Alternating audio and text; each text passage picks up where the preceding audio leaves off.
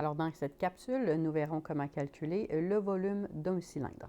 La formule générale du volume d'un cylindre est la même que pour le prisme droit, c'est-à-dire l'aire de la base fois la hauteur. Ici, la base du cylindre est un cercle. Alors, on peut dire que l'aire de la base, c'est l'aire du cercle qui est pi r au carré.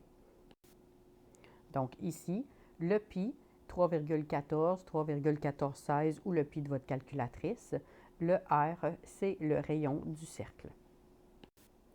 Faisons maintenant deux exemples. Alors, nous avons le premier cylindre dont la hauteur est de 4 décimètres et le rayon 2 décimètres. Notez que les deux unités de mesure sont les mêmes, donc on peut faire le calcul directement.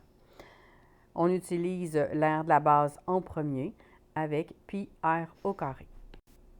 Je vais utiliser le pi de la calculatrice et le r, c'est le rayon de 2 décimètres. On effectue ensuite le calcul de pi fois 2 au carré. On obtient alors une aire de 12,57 décimètres carrés. Maintenant, calculons le volume à l'aire de la formule aire de la base fois la hauteur. Donc, en remplaçant dans la formule l'aire de la base par le 12,57 calculé auparavant et la hauteur, donc par le 4 décimètres donné dans le problème, on arrive à 50,28 décimètres cubes. Notez qu'ici, dans la réponse, il y a une petite différence dans les décimales, c'est parce que les arrondis ne sont pas les mêmes.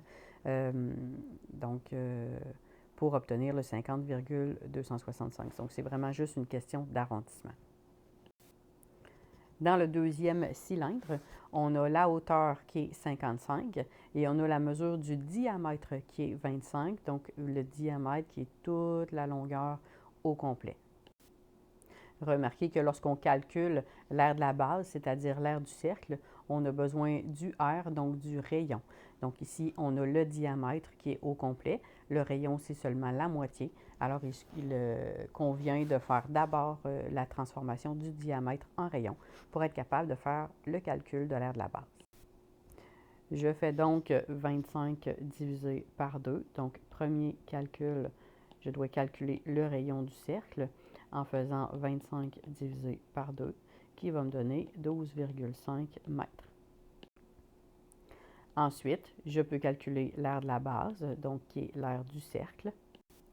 Donc, en remplaçant le rayon par le 12,5 mètres calculé juste avant, on obtient une aire de 490,87 mètres carrés. Maintenant, calculons le volume à l'aide de la formule aire de la base fois la hauteur.